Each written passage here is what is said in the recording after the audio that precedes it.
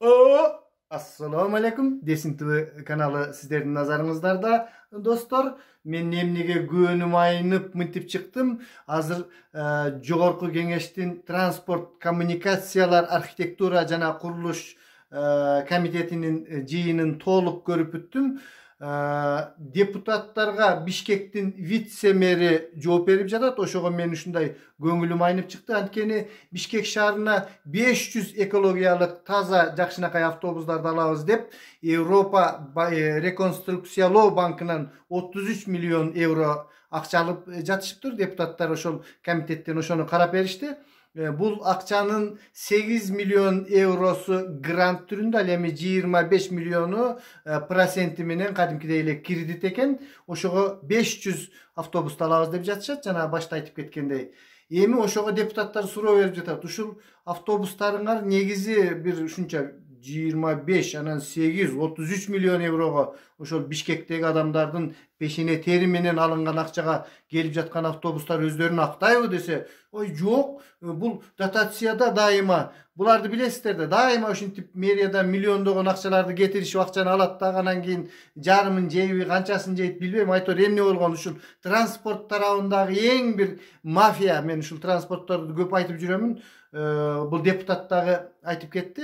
Азыр көрөсүздөр, абдан кызыктуу суроолор болду. Тигилер жооп бере албайт, тердеп пышып, эч кандай дотациядан. Булар канча жылда бул нерседен кутулаары жөнүндө ою дагы жок. Эптеп эле акчаны алыш керек, автобустарды алып келиш керек. Ал эми жеке эгерде бизнесмендерге берсе, мына өткөндө 50 автобус, андан кийин дагы 50 автобус Өзбекстандан келген автобустарды булар мэриянын эсебинен эмес, жеке ишкерлер алып келиптир да. Ал эми бул азыркы 33 миллион евролукту бул шаардын эмгекчилеринин, ошо шаардын жашоочуларынын эсебинен алынган, ошолор төлөп берет. Ошол жанагындай грант болуп келсе, ошол кийин пешене тер менен иштеп туруп, ошол кредиттерди төлөп бере турган адамдардын мойнуна жүктөлүп атат да. Мына ошол жөнүндө сөз болуп жатат. Канча жылда биз bundan кутулабыз, кантип беребиз, ал жөнүндө булардын эч кандай ою жок экен. Жөн эле ап келмей да достор. Анда эмесе көрүңүздөр, мени менен болуңуздар. Негизи ошол мындай автобустарды мэрияныкы деп атасыз, 500, ладно, 500 автобус коет. Ошондон пайда барбы? Мындай мэрияга пайда түшөбү? Пассажир перевозкадан или как? Или минус иштеп атасың? Окупаемость кандай? Бул дотационный. Как дотационный? Мына частныйдын баары прибыль менен иштеп атса, мэрияга келгенде дотационный болуп калат. Кандай бул өзү? Кандай түшүнсө болот? Биз субсидияны только эмелерге камтып беребиз да, пенсионер, социально уязвимые слои населения, ошолордун субсидиясын гана беребиз, а так өздөрү чыгып, өздөрүнүн акчасын табышып эме кылат. Бирок в любом случае, конечно, субсидия это другой, там студенттерге, пенсионерлерге, ооруларга аны беришиңер керек, мэриянын милдети, ал соцзащита. Андан тышкары вот автобустарыңар, троллейбустарыңар иштеп атат, пайда барбы деп атам, же жөн эле кармап атасыңар? Убыточный да туура? Убыточныйбы? Убытокко чыгып атат. Анан бул башынан эле чыгып келген. Эң мэриянын майлуу жери ошо жер. Ошо транспортты тейлеген киши 2 жылдан кийин олигарх болуп кетип калат. Муну баарыбыз эле билебиз, тааныштарыбыздар ошентип иштеп кеткен. До сих пор Султанбек Сатыбалдиевич, кийинки сөз Шералити Барисович. Рахмат. Менин суроом, бул автобустар, бул кредит БАТПга берилип атат да? Биз мэрия өзүбүз алып атабыз, Минфинден өзүбүз алабыз, анан БАТПга берилет да. Бүгүнкү күндө ушул БАТП боюнча бир информация берип койсоңуз, кандай дотационныйбы, канча дотация алат, кандай? Бүгүнкү күндө БАТПнын балансында 476 дана автобус бар экен. Анын ичинен 140 в рабочем состоянии, линияга чыкканы ушу 110, 105 ушунун тегерегинде чыгат экен. Калганы 180 списанияга дайындалган. 156-сы баягы ожидание длительного ремонта. Бирок алар деле чын айтканда уже өзүнүн ресурсун жок. Эми состояниясы белгилүү. Экономический канча дотация төлөйсүңөр мына? Биз мэрия тарабынан 500 миллион, 520 миллион тегерегинде жыл сайын дотация беребиз, ооба. Эмне себептен 520 миллион? Кайсыл эмне үчүн төлөйсүңөр?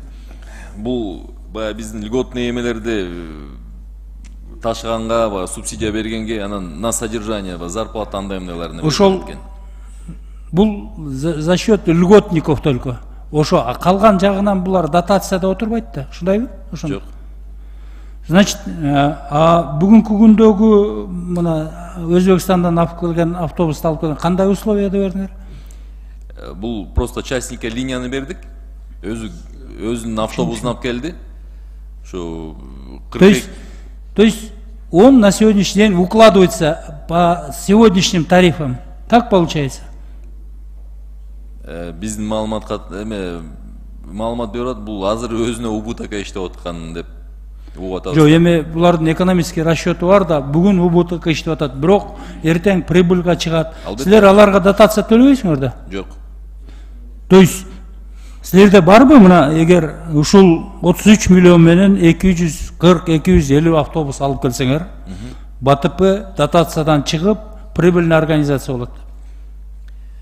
Биз ушу автобустан тышкары реформа кылалы деп атабыз, баягы валидаторларды обязательно использование, полностью автобустардын бардыгы ушу валидатор менен гана акча ала тургандай болот, баягы карта оплаты. Ошонун электронный билетирование. Да, билетирование. Себептегенде бу анализ көргөзүп атат, где-то бир 40-50% ошол жактан эле жоготуулар болуп атат. Ооба. Туура. Вот ошону менен киргизип баягы эмеге чыгабыз. Мына бүгүнкү күндө частный компания автобус алып келип, ушул силер көрсөткөн тариф менен иштеп, прибыль табабыз деп иштеп атса, эмне үчүн мэриянын транспортный пассажирский паркы мына 33 миллион кредит алып келип, жаңы 250 автобус алып келип, прибыльга чыга албайт деген маселени айтып атам деп. Значит, эгер частный компания бүгүн ошол автобус менен доход табабыз деп атса, силерде бир расчет барбы? Мына ушул автобустарды алып келгенден кийин силер дотация төлөбөй ошол прибыльга чыгат деген. Жол болсо эмне кылабыз алып келип? Анда биздин коллегалар айткандай эле маршрутту берип коюш керек частниктерге. Силерде бир расчет болуш керек. Эмне үчүн алып атабыз кредитти? Биз ошол кризистен чыгалы, дотациядан кетели деген ниет менен алып атабыз да. Барбы расчет? Ошондой.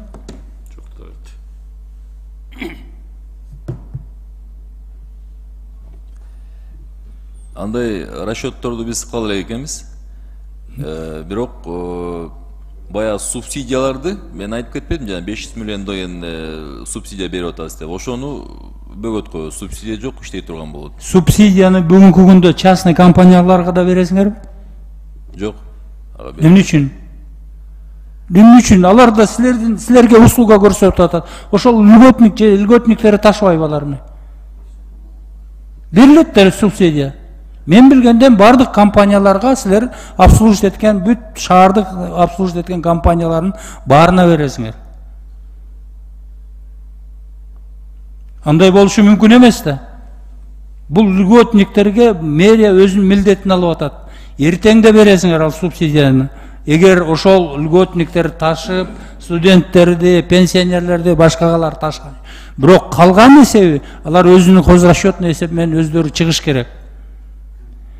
Бүгүнкү күндө эгер силерде ошондой задача коюлбосо, кредитти эмне үчүн алып атасыңар? Эмне жөн эле берген үчүн алып атасыңарбы? Же бир расчетуңар жок болсо, же мындай ошол предприятияны өнүктүрөбүз, будущем мындай жакшы бир шаарда элди обслуживать эте турган предприятияга айландырабыз деген ойлор жокпу? Андай ой бар, туура айтасыз. Бул кредитти жана автобустарды алып келип атканбыз. Бул БТПнын автопаркын жаңылоо максатында жана Бишкек шаарынын муниципалитетинин көз карандысыздыгы транспорттукчу кокусунан баягыдай болуп дагы токтоп кала турган болсо, баягы биз туура кокусунан токтош үчүн силер тарифти регулировать этсиңер. Бүгүнкү күндө барбы силерде расчет? Мына жакынкы биздин жакын шаарларда, алыстыкы башка дүйнө жүзүндө шаарларда кандай тариф? Биздики эң арзан тариф деп саналат. Но мисалы үчүн казак туугандардан, өзбек туугандардан деле жок дегенде бир 2 эсеге ылдый да тарифибиз арзан. Бирок азыр Бишкек шаардык кеңештин депутаттарынын кароосуна материал дайын уже расмий түрдө киргизилет. Тарифти көтөрүү максатында да. Бул баягы биринчи заседанияларына ошону киргизгенге аракет кылып атабыз. Ооба. Ну, конечно, bir жагынан туура болуш керек, экинчи анан биздин социальный положениядан, биздин айлык акыны, башка мүмкүнчүлүктөрдү да караш керек. Анан ошол эле убакта ушул бүгүнкү иштеп жаткан, мына өзүңүз эле айтып кетпедиңизби? Частный компания ушул тариф менен бүгүнкү күндө прибыль табып иштей турган болуп атат, ниеттенип атат. Значит, тариф туура эле да, кандай дейсиз? Же туура эмеспи? Же аларда ушул тариф туура эмес деген маселени коюп атабы? Алар андай маселени койбойт, пока линияны алып ошо менен иштеп атышат баягы келишим түрдө.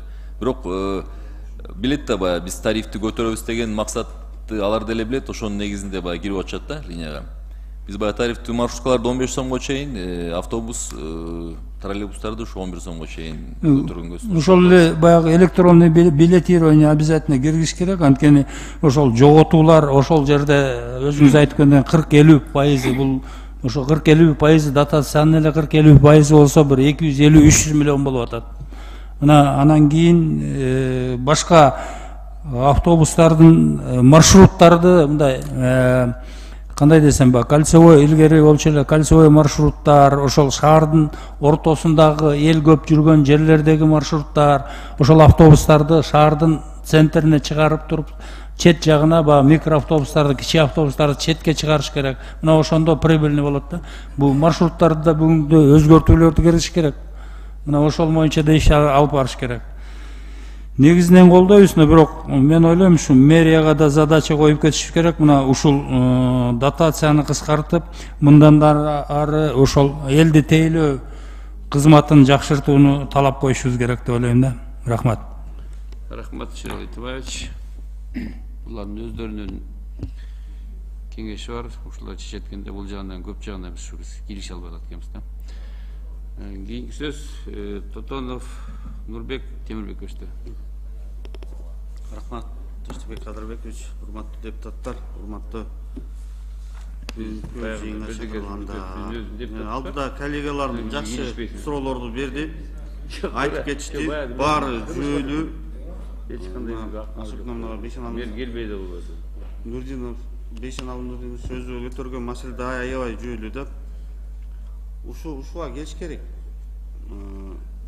Максат Шекербекович да, сиз канча болду вице-мэр болуп иштеп аткансыз? 1,5 ай. 1,5 ай болду. Эми силер бириңер келип, бириңер түшүнүп, кайра кеткенче эле кашка эле болуп атабыз да. Кыргызстанда бир жалгыз шаарыбыз бар да, Бишкек дегенчи. Жалгыз эле Көскө базар бир эле шаарыбыз бар. Анын үстүнө кебетесин көрдүк уже. Ат сарайда болуп калды. Центрдин ичине баса албайсың. Тротуарлардын кебетеси, остановкалардын кебетеси, маршруткаларды айтпай эле коелу. Биз алыс барбай эле коелу. Европаны өзү мечтеп кетпей эле калдык өзүчү. Мына Алматаны кача ушуну карап эле эришип кете турган акыбалга келди. Ушулар койгон тартипти, ушулар койгон жөн менен ушулар менен эле кете турганчы. Барсаң баары бир татынакай кылып коюп алышкан да. Алматанын ушу шаардык транспортту прибыльда да булардыкычы. Бүт чөткө жүрөт. Автобустун өзүнүн линиясы бар, убактысы бар, баары жашынакай. Бизде кубалашып эле саясат. Ким кайерден инип кетет, кимди кайерден чыгып кетет. Шаардын кебетеси өлдү вообще эле. Карай албай калды. Прибыльный болчу. Колхоз айыл болуп калдык да. Мындай сыймыктанып баса тургандай эле болду. Бир мына конкретно системный алып келип же вице-мэр, же мэр отуруп алып иштеп аткан киши жок. Мына азыркы мына биздин ушу автобустун автопаркыбыз. Баары айтып атат мына дотация 500 жылына 500 миллион сом, жылына. Эми сиз эми жаңы келдиңиз да, мен айтканда деле бар эмес жок да. Муну качантан бери айтып атышат да, муну бериш керек частныйга же болбосо колдон келбесечи. Бериш керек. Бир пенсионерлер менен окуучуларга деп сыйгытайбыз. Ошолорго ошо кирген частный компанияга деле берип койсо болот. Ушуларга льгота кылып кой, пенсионер менен окуучуларга депчи. Ошондо деле чыгат. Бааны айтып берип уже тажап бүтүштү да. Баны биз мен өткөндө да сунуш кылдым. Жыл сайын канча жылдан бери келип атабыз. Жыл сайын 1 сомдон эле кошуп койгула жаңы жылда. 1 сомдон. Ооба. Жүргүнчүлөргө дагы жеңил, кыйналбайт. Ошол эми айдоочулар да билет да, жаңы жылдан 1 сом кошуларынчы. Жыл сайын 1 сомдон кошулат. Инфляция болуп турат, туура көрүп атабыз. Бензиндин баасы бизден 500 арзан, Алматыда бизден чын жол керек кымбат. Бирдеке болсо эле баягы бизде дешевый популизм деген бар. Элге жагат, конечно, анча-мынчага кыйкырып чыгабыз, эл көтөрө албайт, айдык акы жок, балкон түкүн. Бүт популизм да, элге жагып кыйкырып туруп бүттү. Экономиканы ойлоп атат. Ал жагын кара, нар жагын жолун талкаланып атат. Аны эч ким ойлогон эме жок. Эми шаар деген өзүш керек да, өйдө көрсөтчү. Шаарда бүт сервис, условия болуш керек. Кылыш керек. Эми ошо биз системный реформага бара турган учуруңар келди. Ошого барыш керек. Чыгынып туруп, отуруп алып туруп, кагаз менен отуруп, силер конкретный 5 Нурдинович айткандай, силер графигин коюп бергиле, автобус ким канчада кайерге жетерин билиш керек. Кайсы автобус кайерге келерин билиш керек. Ошолорду тазалап, жашнакай кылып сервис, вице-мэр, мэрия силерге сервисти кылып бергиле жашнакай кылып. Аткана иткана болуп кетти, көчөнүн баары ит болуп кетти. Ал итин кармайын десең да өрө чыгат, ит атканча мен аттып, кыскасы вообще кашада биз Кыргызстанда. Же кармаш бир жолго түшүшүбүз керек да. Центрдин ичи мусор, центрдин ичи. Могу жерде прокуратура турат. Жана эми тагарды тартып койгон шамалды аш ичинен көрсөң айланай, жанын өткөндө өтүп кетип атат. Ичинин баары бөтөлкө, шприц, кыскасы тамекинин алдыгы мусоркана да. Мындай системный же мэриңер билбейм, аны айлык өт кылыш керек, аны айлык өт кылып туруп эле мэр алып келгиле да. Айлык өттү мэр кылып алып отурабыз деп. Деңгээли ушул. Шаарды мусорун тазалап, эки жагында системный эчтеке подход жок болгондой. Эске алып, эске алып, баарыбыз эске алып берип айтып беребиз. Акырында айла жок, айткым деле келбейт, айла жок, айтып атабыз да. Айтыш керек. Мына азыр жаңы келген автобусуңа, мына жаңы автобус жана эмне жүрөт го жаңы келип, азыр ушулар иштеп атат. Бул эмне менен жүрүп атышат? Эмне үчүн средствосу эмне экен? Эмне менен жүрүшөт? Бензин сайлап. Жаңы автобустар дизель. 50, ооба. Калганы уже газ менен келет бардыгы. Азыркы келгендер дизельный, Дизель, ооба. Бул баягы экстренный случай болуп калды. Шаардагы маршруткаларды билесиңер да, баарыңар эле көрүп атасыңар. Жанында бизде машина айдап, жанына келип туруп маршруткалар бири-биринен жарышып, газ тепкенде машинанын ичине капкара түтүн машинанын ичине чейин кирет да. Анан кышында кыйкырабыз бар смог де. Чындап эле элдин ден соолугу деле өлүп атат де. Бүт мына шаардагыны бишкектиктер кыйын экенбиз, дем алып түгөтүп коюп атабыз ошо түтүндүн баарын, жана кара түтүндүн баарын. Чогулуп эле кыйын экенбиз. Дем алып эле түтөтүп эме жок кылып атабыз ошонун баарын. Башка жака кетпейт, башка сиңбейт. Жалаң дем алып түгүп. Эми азыр мына эми ушулардын жаңы автобустар кирди, жаңы системаны кылып туруп, силер чечимдерди кабыл алгыла. Биз мына азыр мен да сунуш берейин деп атам. Мына Бишкектин ичиндеги золотой квадрат, конкретный Бишкектин центринин квадраты бар. Ошого вообще дизельныйди киргизбегиле. Бул башка шаарларда жок. Европада вообще дизельный эмени отказ кылып таштады. Жеңил машинадан отказ кылып таштады. Дүйнө жүзү. Электромобилдер өтүп атат. Дүйнө жүзү. Элдин биринчи очередь элдин ден соолугу деп жүрбөсө койсун, велосипед менен жөө деле жетип алат. Андан көрө чечимди кабыл алалы деп. Чечимди кабыл алгыла. Мына квадраттарга силер чечимди Бишкектин квадраттарына дизельный автону киргизбегиле. Дизельный хотя бы мели жанагы общественный дагырап жүрөт кой, айлана эмеси да катализатор эчтеке жок, анын баарын билебиз. Туман. Ушунун чечимге киргизип коңузчу. Чечимге киргизип коңузчу. Калган аткарбайбыз. Өстөрүнүн совести биз эми баягы өзүбүздүн боюнубуздагы милдетти кылып кое берели, кичине болсо да. Болбосо чогуу ошол түтүндү дем алып түгөтүшө беребиз, эмне кылабыз аны чогуу. Башка айла жок да. Мэрия ошону барагыла жок деген, эми отуруп алып жомок айтышып бар. Итак, жогорку кеңеш менен жакшы эле болуп нары бери кайым айтыштык да. Бул жанагыдай да башканы коелу ушу могу Алматыны эле карайлы. Бул столицада эмес, Астана кетип калган. Жөн эле экинчи шаар Казакстандын, Кошунан. Биздин Кошунан шаар. Ичиң ачат барсаң, тазалыгын көрүп, элдин тартибин көрүп, жашнака болупчу.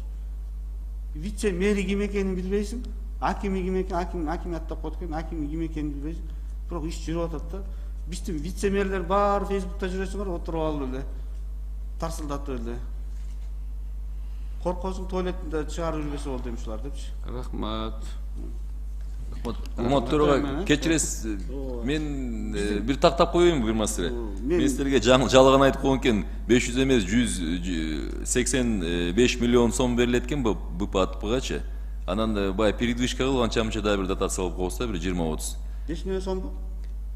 500 миллион деп айтып албадымбы жана? О, это башка таблицаны карап мен кечирип сурайм, ошон үчүн тактап коеюн дедим. 85 миллион плюс нары бери 20 миллион да берет экен. Баары 5 миллионго канча болсо керек? 100 миллион. 10 миллиард 230 миллион сом. Мен сунушумду сунушуңуздан бери ошону киргизип коюңуз, анан калганын эми силер Кудайга аманат эми бир жалгыз борборубуз бар экен эми. Рахмат. Келген баягы туруктуу болуңузчу, отуруңузчу, отуруп иштей келечи. Келип бириң артынан бириңер кете бербей. О иштеген киши анан киши отурган киши түшүнөт да, шаардын да акыбалы түшүнөт. Кубалашып жүрүп эле уже. Бир түшүнгөндү бири кете бербей. Рахмат.